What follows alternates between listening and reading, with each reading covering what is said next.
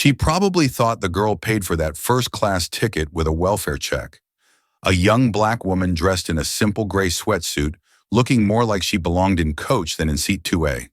So Brenda, the senior flight attendant with a chip on her shoulder the size of a carry-on, decided to make an example of her.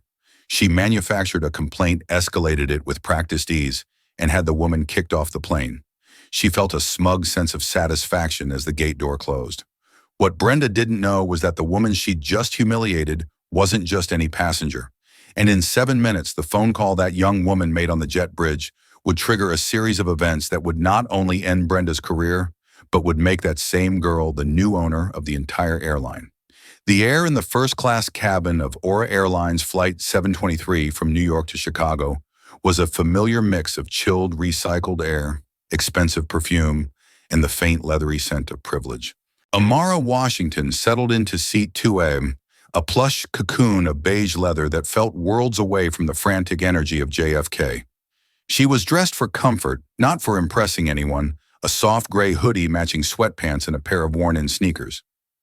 At 28, she had already learned that true power didn't need to announce itself with designer labels. It announced itself with results. Her phone vibrated. A text from Mr. Harrison, her lead counsel. "Board is spooked. Davenport is trying to rally them. They see our offer as a lowball hostile takeover." Amara typed a quick reply, her thumbs moving with practiced speed. "Hostility is a matter of perspective, Robert. To a drowning man, a lifeboat can look aggressive. Remind them their Q3 earnings report is about to make our offer look like a golden parachute. Hold firm. I'll be unreachable for the next 2 hours." She was on her way to Chicago for the final brutal phase of this negotiation. Aura Holdings, Inc., the parent company of the airline she was currently sitting on, was bleeding money. A combination of poor management, aging fleets, and a disastrous fuel hedging strategy had left them vulnerable. Her firm, Washington Capital Acquisitions, specialized in finding such wounded companies, restructuring them, and turning them into profitable assets. It was a high-stakes game, and she was the best player in the city. "Can I get you something to drink before we take off?" Miss Amara looked up from her phone. The flight attendant was a woman in her late 50s with a helmet of stiff blonde hair and a name tag that read Brenda. Her smile was a thin, tight line that didn't reach her eyes. Those eyes, a pale, washed-out blue, were doing a swift, dismissive inventory of Amara's attire. "Just some water, please. No ice." Amara said, returning the smile with genuine warmth that was not reciprocated. Brenda's lips tightened further. Of course. Water. She said the word as if it were a foreign concept in this part of the plane. She turned to the man in the suit across the aisle, her entire demeanor shifting. "Mr. Peterson, a pleasure to have you with us again." The usual McAllen 18. Before we pushed back, Amara ignored the blatant shift in tone. She'd faced far worse than a surly flight attendant. Petty slights were the background noise of her life. She had trained herself to filter them out in favor of focusing on the multi-billion-dollar signal. Her phone buzzed again. Another text, this one from the head of her analytics team. A critical piece of data she'd been waiting for.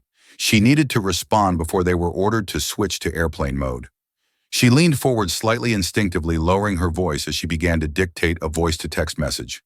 Penelope cross-referenced the debt-to-equity ratio with their European subsidiaries' performance metrics.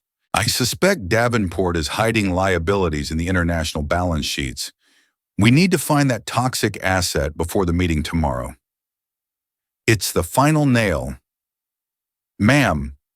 The voice was sharp, cutting through the cabin's quiet murmur. It was Brenda, her hands on her hips, her face a mask of indignation. "Ma'am, I will not have you being disruptive. You need to end your phone call immediately. We are preparing for departure." Amara lowered her phone, blinking. "I'm not on a call," she explained calmly. "I'm sending a text message." "I heard you," Brenda snapped, her voice rising in pitch. "You were talking loudly, being aggressive. Several passengers have noted your disruptive behavior." Amara glanced around.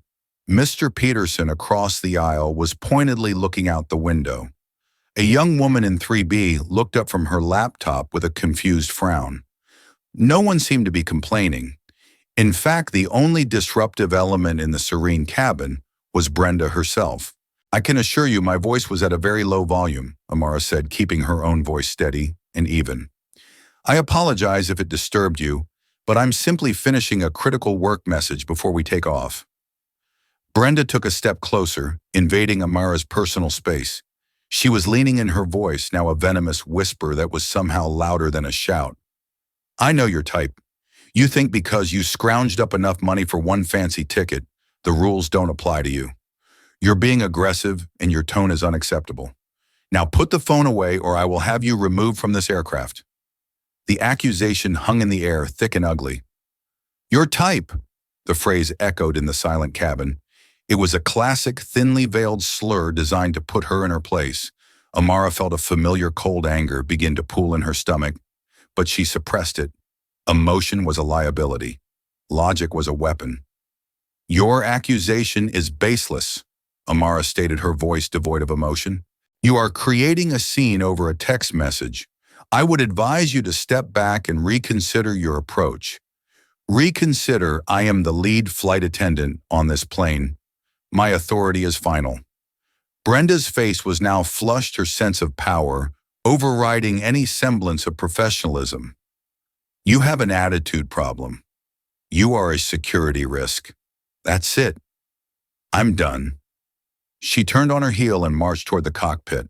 A few moments later, she returned, followed by the gate agent and a burly airport security officer. The performance was complete. Ma'am, the gate agent said, looking deeply uncomfortable, the flight crew has made the decision to deplane you. Please gather your belongings and come with me. A collective soft gasp went through the cabin. The man in the suit now looked mortified. The young woman in 3B had her phone out, discreetly recording the entire interaction. Amara looked at Brenda, whose face was a triumphant smirk. She had won. She had successfully wielded her minuscule authority to humiliate a passenger who didn't fit her preconceived notion of who belonged in first class. Amara did not argue. She did not raise her voice or plead her case. Arguing with a zealot was a fool's errand. Instead, a chillingly calm resolve settled over her. Brenda had mistaken her composure for weakness. She had mistaken her simple clothes for a simple mind. It was a fatal miscalculation. Slowly, deliberately, Amara stood up. She picked up her small backpack from under the seat in front of her. She looked the security guard in the eye. There is no need for force. I will exit voluntarily. She walked down the aisle, her back straight, her head held high. She could feel every eye in the cabin on her. As she reached the open door of the aircraft, she paused and turned to look back at Brenda, who stood by the galley arms, crossed, radiating smug victory. Amara didn't say a word. She just held Brenda's gaze for a long, silent moment. In that moment, an entire strategy session took place in her mind. The terms of the deal were about to change.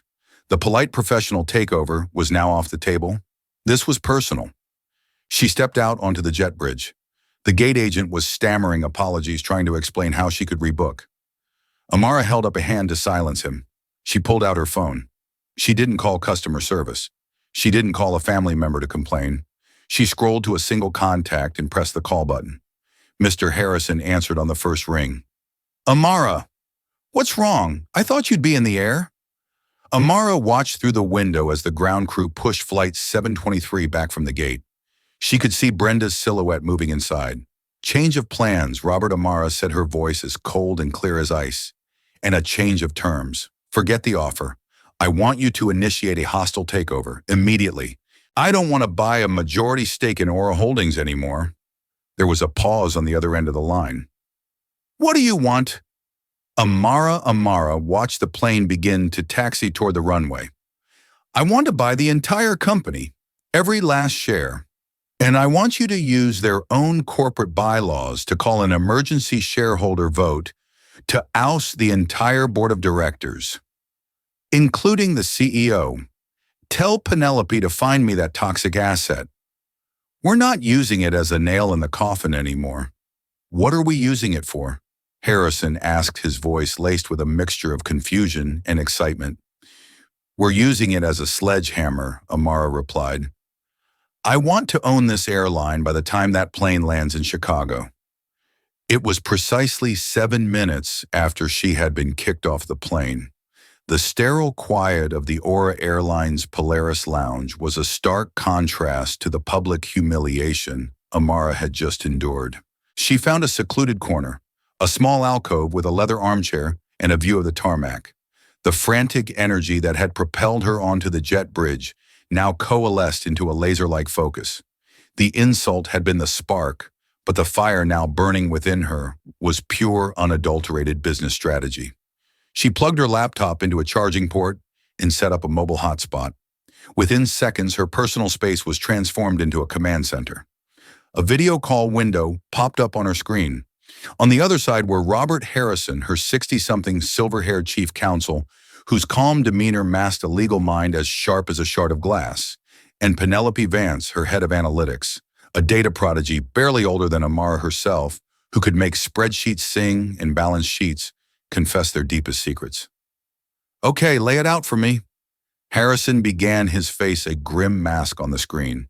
"A flight attendant deplaned you on what grounds? The official reason will likely be disruptive and aggressive behavior," Amara said, taking a sip of the bottled water she'd grabbed. "The real reason is that she didn't like the color of my skin or the brand of my sweatpants. It doesn't matter. Don't waste a single second on the incident itself. That's PR and we'll deal with it later. For now, it's just fuel. I want to focus on the acquisition." Penelope leaned into her camera, her eyes bright with intensity. "Amara, a full hostile takeover. That's a different beast. We've been positioning for a negotiated majority stake. Shifting now means we go public with our intent." "It'll be a war," good Amara said flatly. "I'm in the mood for a war."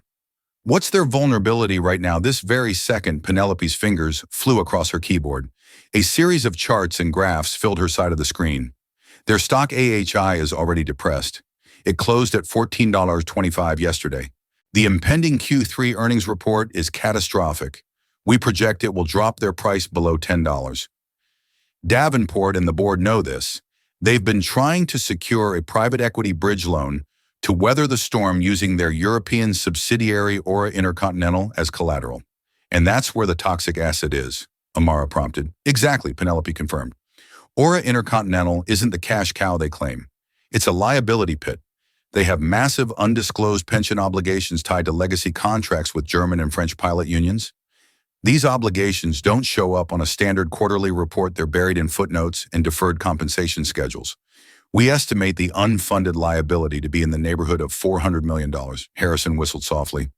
"If that gets out, no one will give them a loan. Their credit will be shot. The stock will crater." And that, Amara said, a predatory smile touching her lips for the first time, "is our sledgehammer." "Penelope, I want you to package that data. Create a concise, undeniable, and utterly devastating report. No jargon, just the raw, ugly numbers. I want it ready to be disseminated to every major financial news outlet and our key institutional shareholder contacts within the hour. It will light a fire under the stock," Penelope warned. "It'll start a panic sell." "That's the point," Amara said. "We're not negotiating with Richard Davenport anymore. We are going to orchestrate a complete collapse in shareholder confidence. We'll trigger a run on the stock. While everyone else is panicking and selling, we will be buying." Harrison interjected, his legal mind running through the permutations.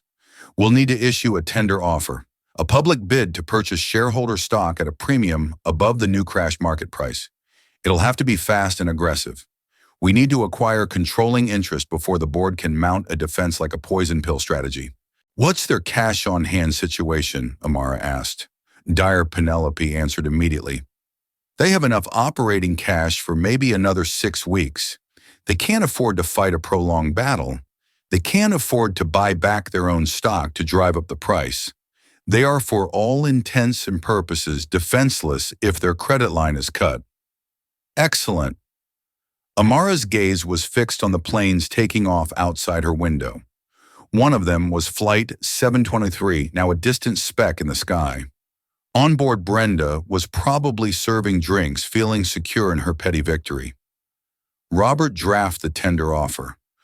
We'll set the price at $11 per share. It's a significant premium over the sub-$10 price it will hit once Penelope's report goes live, but a bargain for us. It will look like a generous rescue to the terrified shareholders. And the emergency vote to oust the board, Harrison asked. Check the Aura Holdings bylaws. There should be a provision for shareholders with a significant stake, say 20%, to call an emergency meeting. The panic selling will be our cover. As we accumulate shares, no one will realize how quickly we're consolidating power. By the time they figure it out, we'll already have the stake we need to force the meeting. This is incredibly aggressive, Amara Harrison said, not as a criticism, but as a statement of fact. The fallout will be immense. The fallout began when a representative of their company decided I was aggressive. For sending a text message, Amara retorted, her voice dropping to a dangerously quiet level. Richard Davenport and his board fostered a corporate culture where an employee like Brenda felt empowered to act on her prejudices. That is a failure of leadership.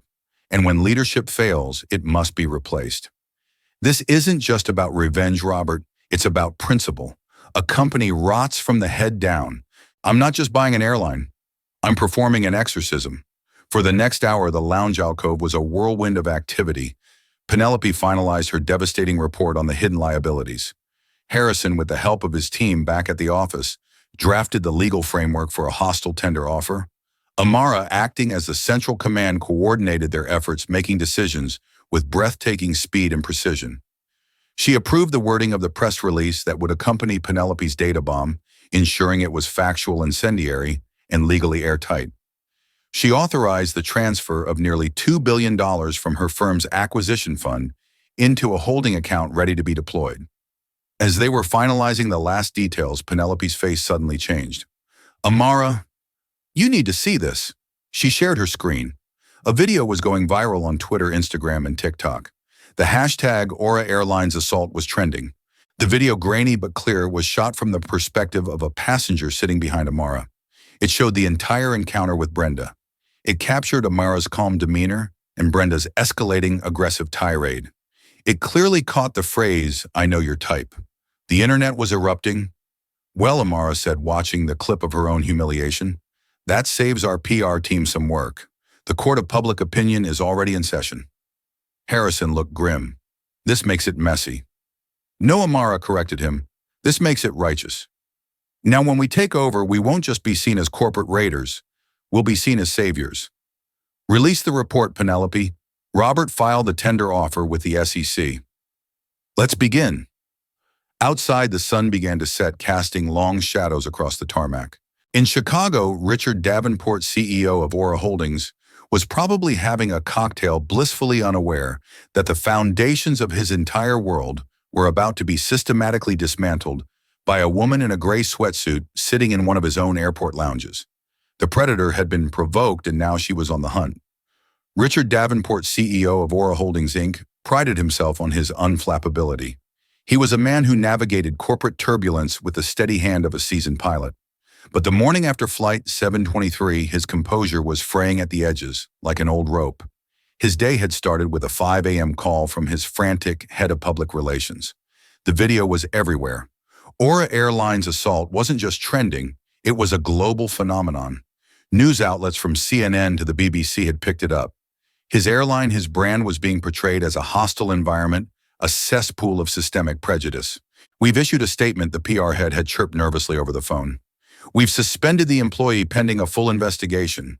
We're deeply sorry and committed to diversity. Is it working? Richard had grunted, splashing cold water on his face.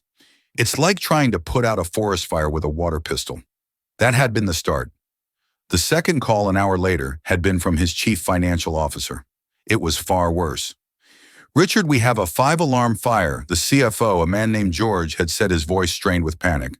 A report was released overnight by an anonymous source, but it's being attributed to a leak from inside Washington Capital Acquisitions. It details the European pension liabilities. The ones we buried. Richard felt the blood drain from his face. How, I don't know how, but it's out there. The market is reacting. Pre-market trading has our stock in a nosedive. We're down 30% already. Our creditors are calling. The bridge loan is dead. They're pulling our credit line. The world began to spin. The PR crisis was a headwind. This was a catastrophic engine failure. By the time he arrived at the Aura Holdings headquarters in downtown Chicago, a gleaming tower that suddenly felt more like a tomb, the situation had devolved into pure chaos. The stock had opened at 9:50 and was still falling. Every phone on the executive floor was ringing. Then came the third blow, an official filing with the SEC, a hostile tender offer from Washington Capital Acquisitions to purchase all outstanding shares of AHI for $11 per share. It was a masterstroke of predatory capitalism. The offer was a life raft to shareholders who were watching their investment burn on the pyre of the day's news. They would sell. They would sell in droves. At 10 a.m., his assistant buzzed him, her voice trembling. "Mr. Davenport, you've been summoned to an emergency board meeting. It was called an hour ago." "By who?" Richard demanded. "I'm the chairman of the board. I call the meetings." "It was invoked under bylaw 7.4, she stammered. "An entity that has acquired a 20% stake can force a vote. It seems Washington Capital has already acquired it." Richard stared at the phone. It was impossible. Acquiring that much stock that quickly without anyone noticing. It was financial warfare on a scale he couldn't comprehend. He walked into the 40th floor boardroom like a man walking to his own execution. The board members were already assembled, their faces a mixture of fear and anger. They were rich, powerful people, and they were used to being in control. Today they were passengers on a plane, spiraling out of control. "What the hell is going on, Richard?" one of them snarled. "My portfolio is down 8 figures because one of your flight attendants couldn't keep her mouth shut." Before Richard could answer, the boardroom doors opened again. In walked Robert Harrison, the legendary lawyer from Washington Capital, his presence radiating an authority that dwarfed everyone else's in the room. But it was the person who walked in beside him that made Richard Davenport's heart stop. It was the woman from the video. She was no longer in a gray sweatsuit. She wore a tailored navy blue power suit that was probably worth more than his car. Her hair was pulled back in an elegant style, and her eyes, calm and assessing, swept across the room, landing on him. There was no anger in them. There was something far more terrifying: ownership. "What is the meaning of this?" Richard sputtered, gesturing at her. "Who is this? This is a private meeting of the board." Robert Harrison stepped forward, a thin file in his hand. "Gentlemen, allow me to introduce you to your new largest shareholder. This is Amara Washington, the founder and managing partner of Washington Capital Acquisitions." A stunned silence fell over the room. Jaws literally dropped. The board members looked from Amara to the viral video playing on a nearby screen and back again. The dots connected with the sickening clang of a jail cell door slamming shut. The passenger they had allowed to be humiliated was the very predator who was now devouring them whole. Amara walked to the head of the table, the traditional seat of the chairman, and placed her briefcase on it. She didn't wait for an invitation to sit. She looked directly at Richard Davenport. "You're in my seat, Mr. Davenport," she said, her voice quiet but carrying the weight of the billions of dollars she now controlled. Richard, looking pale and shrunken, stared at her speechless. As of 10:01 a.m. this morning, Harrison announced to the room, "Washington Capital Acquisitions has successfully purchased 38% of the outstanding shares of Aura Holdings Inc. We have exercised our right to call this meeting for one purpose: a vote of no confidence in the current executive board and the immediate removal of Richard Davenport as CEO and chairman." He began passing out documents, proxies, voting forms, legal notices. It was a perfectly executed ambush. Amara finally spoke to the entire room. Her voice was calm, measured, and utterly devastating. "For the past 6 months, my firm has been analyzing your company. We saw a legacy brand being run into the ground by mismanagement, short-sightedness, and a palpable lack of vision. Your fundamentals are weak, your debt is crippling, and your brand image is as of yesterday in the toilet." She paused, letting the words sink in. "My initial plan was to acquire a majority stake and work with you to right the ship. I believe in second chances. However, yesterday on one of your own aircraft, I was given a front row seat to the corporate culture you have fostered, Mr. Davenport. A culture where prejudice is disguised as procedure. A culture where an employee feels empowered to humiliate a customer based on their appearance. That is not just a PR problem. It is a symptom of a deep systemic sickness within this company, and it starts at the top. She gestured to the chair Richard was still frozen in. That incident, she continued, her voice hardening slightly, convinced me that a partnership was no longer viable. A turnaround isn't enough. This company doesn't need a renovation. It needs a demolition and a rebuild. And I am the architect. She looked around at the stunned faces of the board members. Washington Capital now controls the single largest voting bloc in this company. The motions on the table are not suggestions. They are formalities. You can vote with us and perhaps retain a shred of dignity, or you can vote against us and be swept aside regardless. The choice is yours. Richard Davenport finally found his voice, a weak, reedy thing. This is unethical. You used that incident. Used it. Amara cut him off, her eyes flashing with a dangerous light. Mr. Davenport, you seem to be under the impression that I am the villain in this story. Let me be clear. Your employee, acting under the authority you granted her, publicly accosted and deplaned me based on a racist assumption. Your company's weak financial position, which you tried to hide from your own shareholders, is what made this takeover possible. I didn't create this situation. I am merely capitalizing on the opportunities you and your team provided me. This isn't unethical. This is consequence. She sat down in the chair next to the head of the table and opened her briefcase. The ambush was over. The occupation had begun. While Amara Washington was seizing control of a multi-billion-dollar corporation, Brenda Jenkins was enjoying what she thought was a well-deserved day off. She had woken up late feeling a deep sense of satisfaction. She'd handled that situation perfectly. She had asserted her authority, removed a problematic passenger, and maintained the integrity of her cabin. She had shown that young woman with the attitude that rules were rules no matter how much her ticket cost. She poured herself a coffee and scrolled through Facebook on her phone. Her daughter had posted a new photo of the grandkids. Her cousin was complaining about politics. It was a normal Tuesday. Then a friend sent her a message. Brenda, is this you? This is going everywhere. There was a link attached. Brenda clicked it, a small knot of unease tightening in her stomach. It led to a Twitter page. The video was shaky, but the audio was crystal clear. She watched herself, her face contorted in a sneer, leaning over the young black woman. She heard her own voice shrill and accusatory. She heard herself say the words, "I know your type." The blood drained from her face. The coffee cup trembled in her hand. It wasn't how she remembered it.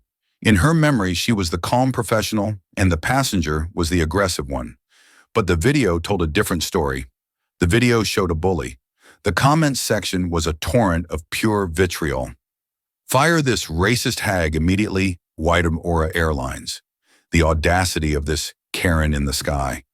Hope she never works again. This is a lawsuit waiting to happen. The passenger was so calm. Brenda is the one who should have been kicked off. Her name. They were using her name. Her full name was being posted along with screenshots of her Facebook profile. People were finding her. Her phone began to ring. It was Aura Airlines crew scheduling. Brenda, this is dispatch. We're taking you off the line for your next 2 trips. You need to report to corporate headquarters in Chicago tomorrow at 10 a.m. for a meeting with HR and the VP of In-Flight Services. The voice was cold official. There was no warmth, no camaraderie. What is this about? Brenda asked, her voice a weak croak. I think you know, the dispatcher said, and hung up. Panic, hot and suffocating, set in. She tried to tell herself it was just a suspension, a slap on the wrist. They had to do it for appearances. The company always protected its senior crew members. They had to. She had been with them for 35 years. She had given them her life. She spent the rest of the day in a state of frantic denial, compulsively checking the internet. The story was getting worse. News articles were now connecting the viral video to a sudden catastrophic collapse in Aura Airlines' stock price. They mentioned a hostile takeover bid. It didn't make sense. How could her little incident cause all of this? It was impossible. The media was just being dramatic. That evening, her daughter called, her voice strained. Mom, what did you do? My friends are sending me this video. They're saying horrible things about you, about our family. It's a misunderstanding, honey, Brenda pleaded. She was being aggressive. The video doesn't show everything, but even as she said the words, she knew they were hollow. The video showed enough. The next morning, Brenda put on her most professional uniform. She styled her hair perfectly. She put on a brave face. This was a formality. She would explain her side of the story calmly and rationally. They would understand. They would have her back. When she arrived at the gleaming Aura Tower in Chicago, the atmosphere was funereal. Employees scurried through the lobby, avoiding eye contact, speaking in hushed tones. The usual morning bustle was replaced by a palpable sense of dread. She was escorted to the 40th floor, the executive floor. This was unusual. A meeting like this would normally be in the HR building near the airport. Why were they meeting here? She was led to a small glass-walled conference room adjacent to the main boardroom. Inside, waiting for her, were her direct union representative looking grim, the vice president of in-flight services, a woman she'd known for 20 years who now wouldn't meet her eye, and a severe-looking man in a suit she didn't recognize from the legal department. "Brenda, please have a seat," the VP said, her voice stripped of all warmth. "As you know, an incident occurred on Flight 723 yesterday, an incident which you instigated. I was following procedure." Brenda began her rehearsed speech ready. The passenger was non-compliant and creating a disturbance. "Stop," the lawyer cut in, his voice sharp. "Just stop. We have statements from 17 other passengers, including the first-class crew member who was working with you. They all state the passenger was calm and that you were the sole escalator. We have the video, which has, as of this morning, caused an estimated $200 million in brand value destruction. And your actions have triggered a chain of events that has led to a hostile takeover of this entire corporation." Brenda stared at him, her mouth agape. "What? That's insane. That's not my fault." The VP of In-Flight Services finally looked at her, her eyes filled with a mixture of pity and contempt. "Brenda, the woman you removed from that flight was Amara Washington." The name meant nothing to Brenda. The lawyer clarified. "The founder and sole owner of Washington Capital Acquisitions, the firm that as of this morning is our new controlling shareholder. The meeting to finalize your termination is happening right now in the main boardroom. They just wanted you close by." The floor seemed to drop out from under Brenda's chair. The reality of the situation crashed down on her with the force of a physical blow. The sweatsuit-clad girl, the quiet one she had dismissed so easily, was the architect of this corporate apocalypse. Her petty act of prejudice hadn't just been a mistake. It had been a company-killing blunder. She owns the airline," Brenda whispered, the words barely audible. The lawyer gave a grim, humorless smile. "She's about to, and you, Ms. Jenkins, were the catalyst. Your service record was reviewed this morning. 17 official passenger complaints over the last 10 years, all with similar racial and class-based undertones. The company has settled 3 lawsuits confidentially that stem from your behavior. We protected you, we enabled you, and you repaid us by handing the keys to our kingdom over to our biggest adversary." Brenda felt a profound, dizzying vertigo. Her sense of self, built on 35 years of seniority and perceived authority, crumbled into dust. She wasn't a respected senior crew member. She was a liability, a walking disaster that had finally spectacularly detonated. Through the glass wall, she could see movement in the main boardroom. She saw the powerful men and women of the board looking defeated, and she saw her, Amara Washington. She was standing at the head of the table, commanding the room not with shouts, but with an unshakable, terrifying calm. Then the door to her small room opened. Richard Davenport, the now former CEO, was escorted out by security, his face ashen. As he passed, his eyes met Brenda's. In them, she saw a reflection of her own ruin. Another figure appeared in the doorway. It was Amara Washington. She wasn't looking at the VP or the lawyer. She was looking directly at Brenda. Her expression was not one of anger or triumph. It was one of finality. It was the look of a problem being solved. Brenda's world, once as large as the sky she flew through, had shrunk to the size of this glass box, with the woman she had wronged standing as her judge, jury, and executioner. Amara Washington stepped into the small conference room. The air was thick with the stench of fear and failure. The union rep, the VP, the lawyer, they all seemed to shrink in her presence. Only Brenda Jenkins remained seated, looking like a porcelain doll that had been dropped and shattered, the pieces loosely held together by her pristine uniform. Amara pulled up a chair and sat directly across from her. She placed a tablet on the table between them, but didn't turn it on yet. She simply looked at Brenda, her gaze analytical, like a scientist studying a specimen. Brenda Amara began, her voice calm and even. It was the same calm, even voice she had used on the plane, but now it carried the weight of absolute power. "Do you know why you're here?" Brenda swallowed, her throat dry. "To be fired," she rasped. "That's the outcome." "Yes," Amara agreed. "But it's not the reason. Being fired is a simple administrative action. This is an education. For you and for every single employee who will hear about this day. I want you to understand the full scope of the consequences of your actions." She turned on the tablet. The first thing that appeared was the viral video. She didn't play it. She just let the thumbnail image sit there, Brenda's snarling face leaning over Amara's calm one. "This video has been viewed over 150 million times globally," Amara stated as if reading a weather report. "It has been featured on every major news network. It has been shared by celebrities, politicians, and activists. It has become a textbook example of corporate prejudice." She swiped the screen. A stock chart appeared, showing a red line plunging off a cliff. "This is the stock price of Aura Holdings, Inc. That precipitous drop began approximately 1 hour after your video went viral. It coincided with a report my firm released detailing the financial instability this company's leadership tried to hide. Your actions created the perfect storm. You provided the moral justification for the corporate execution I was about to perform." Brenda flinched. I didn't know who you were." It was the only defense she had left, a pathetic plea of ignorance. "And that is the most damning fact of all," Amara said, leaning forward slightly. "You didn't know who I was, which means you would have done this to anyone who looked like me. A doctor, a teacher, a student, a mother. You treated me this way because you saw a black woman in a sweatsuit and you made a judgment. You assumed I was poor, that I was out of place, that I was beneath you. You weren't enforcing rules, Brenda. You were enforcing your own bigotry. Your authority as a flight attendant was merely a weapon you used to do it." Amara swiped the screen again. A document appeared. It was Brenda's internal HR file. 17 formal complaints, Amara read aloud, her voice cool and precise. June 2012, complaint from a Hispanic family you accused of being too loud.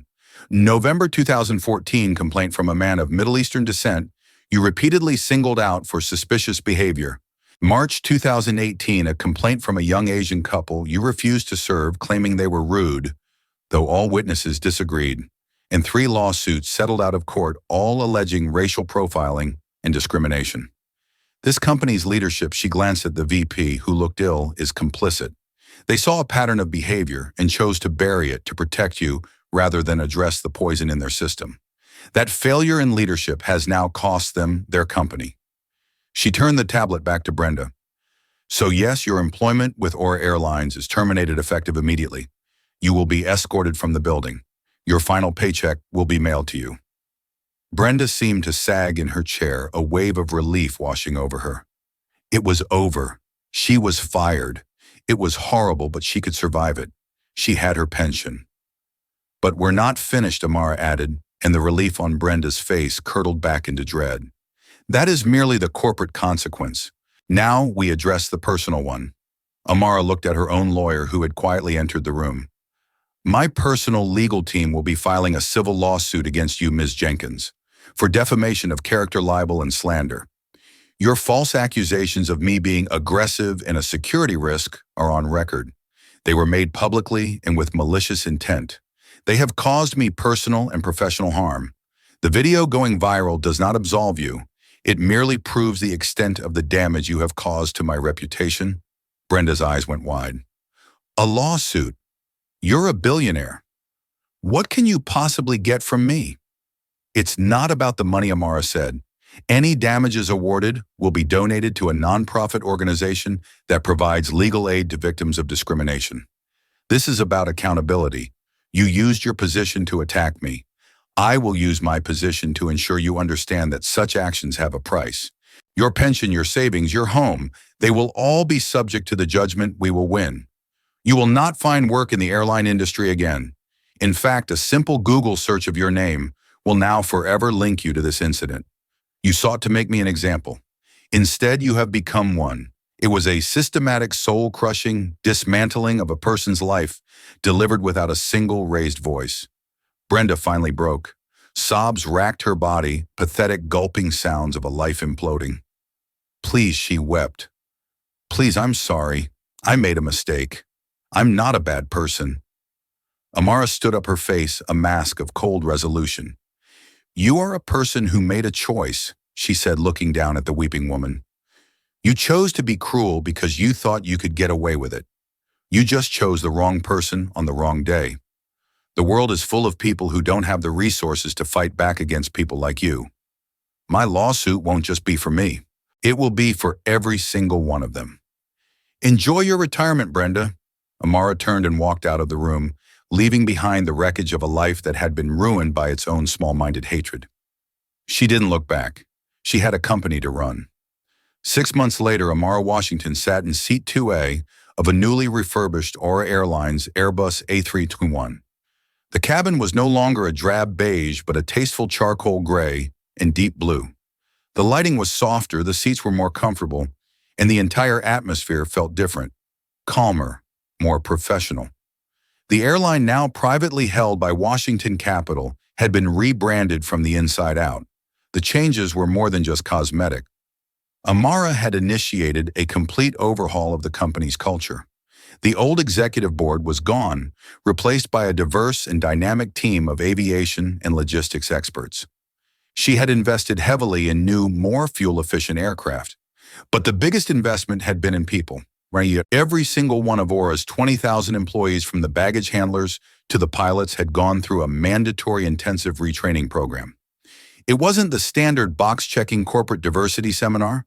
It was a rigorous course in de-escalation, cultural sensitivity, and implicit bias designed by leading sociologists and psychologists. Pay had been increased across the board, and new clear-cut policies on passenger interactions were implemented, with a zero-tolerance policy for discrimination of any kind. A young flight attendant with a warm, genuine smile approached her. His name tag read, Miguel. Ms. Washington, he said, his voice respectful but not fawning. Can I get you anything before we take off? We have sparkling water with a fresh lemon twist if you'd like. That sounds perfect, Miguel. Thank you, Amara replied with a smile. He returned moments later with the drink. We're all very excited about the new routes to South America, ma'am. My family's from Colombia, and the direct flight to Bogota is a game changer for us. I'm glad to hear that, Miguel. Amara said. We believe in connecting people, not dividing them. It was a small interaction, but it was everything. It was professional, respectful, and human. It was the antithesis of her last flight on this airline. Aura Airlines was healing. Its stock, had it still been public, would have been soaring. Customer satisfaction scores were at an all-time high. It was becoming a model of how a company could not only survive a crisis, but emerge from it stronger and better. As the plane began to taxi, Amara looked out the window at the sprawling airport below. She thought briefly of Brenda Jenkins. The civil suit had been swift and decisive. The court had awarded Amara a significant sum in damages, all of which was now funding the Aura Cares Foundation, the very non-profit she'd promised to create. News reports had painted a grim picture of Brenda's life. Her house was sold to cover legal fees. Her pension was garnished, and she was living in a small rented apartment, unemployable and ostracized. It was a harsh outcome, but it was a direct consequence of a choice she had made. Her story had become a cautionary tale whispered in break rooms, not just at Aura, but across the entire industry. Amara felt no joy in Brenda's ruin, only a grim sense of necessary justice. Her focus was not on the past, but on the future. She was building a future where a young woman in a sweatsuit could board a plane and be judged not by her appearance, but by the simple fact that she had a ticket and a destination. The plane lifted gracefully into the sky, climbing above the clouds into the bright, clear blue. Amara took a sip of her sparkling water, the lemon a sharp, clean taste on her tongue. The flight was smooth. The atmosphere was perfect. She was finally heading in the right direction, and that's the incredible story of how one woman's humiliation became the catalyst for a corporate revolution. It's a stark reminder that the person you look down on today might just be the person signing your paychecks or your termination papers tomorrow. This wasn't about revenge, it was about consequence. Amara Washington didn't just buy an airline. She bought accountability. She proved that the most powerful currency in the world isn't money, but principle. Brenda's story is a warning against the poison of prejudice, while Amara's is an inspiration showing that you can fight back not by lowering yourself to their level, but by rising so high that they can no longer reach you. What do you think? Was this a case of justice served cold, or was the response too harsh? Let me know your thoughts down in the comments. And if you enjoyed this story and want to see more tales of epic consequences and dramatic justice, make sure to hit that like button, share this video with your friends, and subscribe to the channel. You won't want to miss what we have coming up next.